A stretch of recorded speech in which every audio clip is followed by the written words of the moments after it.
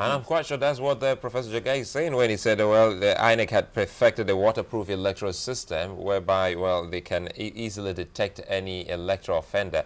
But don't you think we should have started using such, should I say, novel discoveries in all the elections, especially the last election in Ondo State? Because by the time we get to the big election, which is in 2015, remember all the hiccups we had with this registration process in 2011 elections. So why don't we ask INEC to start off, well, by experimenting with some elections that will come up before 2015? Well, I agree with you. But starting off means you need amendments in the constitutional provision, isn't it? You need some certain changes. And what I'm saying is that, look, our National Assembly should give INEC the benefits of the doubts and let them do what they say they can do. If they fail, then you can crucify them.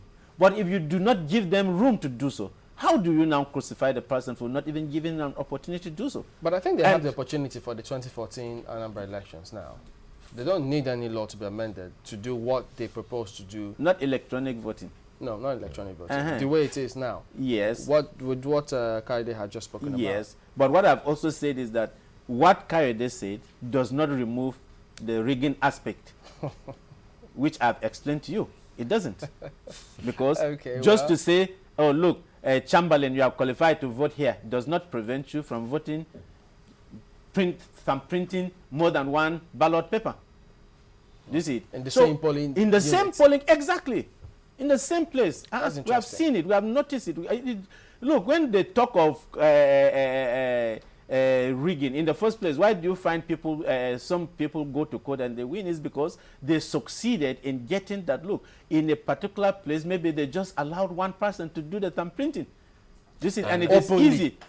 It doesn't have to be opened. It can be any way, any form, any manner. And Dr. Dogo, this registration, shouldn't it be, well, ongoing? Because people get into voting age on a daily basis. Certainly. But ours is the registration should be an ongoing something. And in fact, there should be centers whereby once you reach the age of 18, you can go and register. You move in and you do your registration. And what I'm also saying is that it shouldn't be once you register in a particular polling unit, you are consigned to vote in that polling unit for life. No, the system should prevent you, should present an opportunity for you not to insist traveling to a particular place to vote. This is very important, because if I just turned 18, you don't expect me at 18 that I'll be here forever.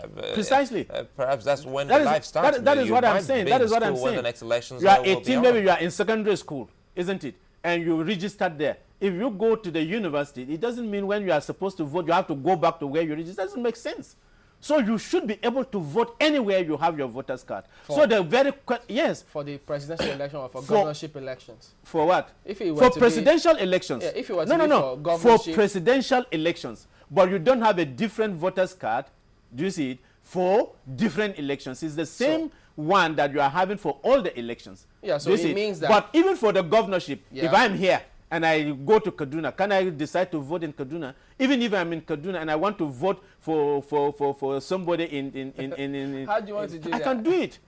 Okay, wait. There is no place in the Constitution where they said that you must be an indigent of that state to vote the person. No, so it doesn't apply. No, I'm saying for the governorship elections. Yes. If I reside somewhere in Jos. Yes. And my polling unit is in Jos. Yes. And I'm schooling in maybe say somewhere in Yola South. Yes.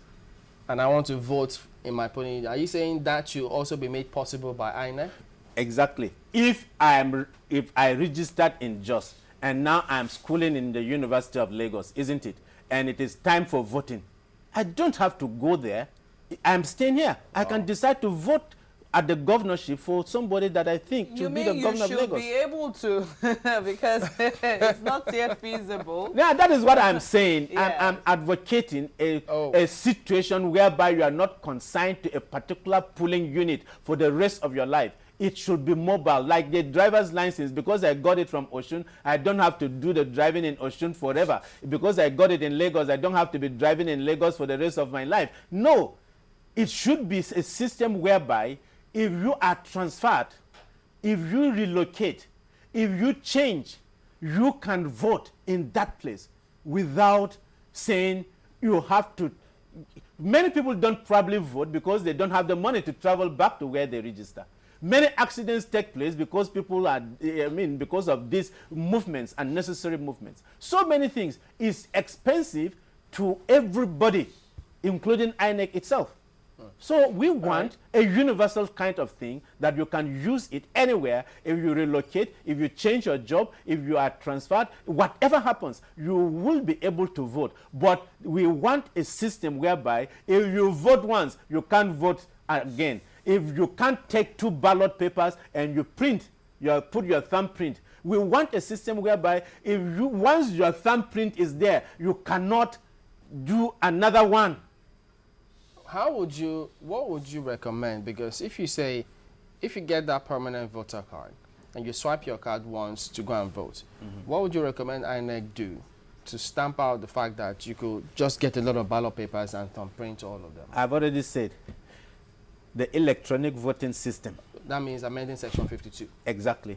Okay. Then the issue of, credibility of human beings. You see, when you change the minds of people, the way they think, the issue of the value system that we have, do you see it? It can affect the quality of what we do. A lot of things are done in a criminal way because we do not put people through in the way that they will have changed their value systems.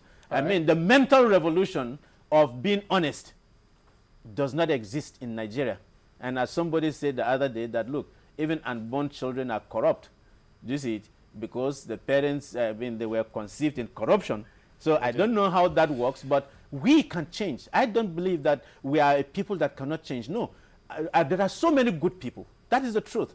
You see, the people that are causing it, we can change people. We can tell people what to do and to do it right. It's a question of time, but we can get it right. And I believe Jega is on the right track. And I think he probably needs to lobby more and to plead with the National Assembly to buy into what he's saying. What exists in most cases is the way you communicate what you want, how you communicate it, and you tell people the advantages and the disadvantages. And when the advantages far outweigh the disadvantages, people are likely going to buy into it. And you can have people, the civil society in Nigeria is very vibrant. They can help him. They can talk. They can discuss. And if they refuse, we will all pack ourselves and go and block the National Assembly until they have passed the law, changing and allowing us to have free and fair elections. Because in my view, they don't want it so that they can continue to rig. And those who are not supposed to be there will continue to be there. And those who are supposed to be there will not find a way to be there because they don't have the money to bribe.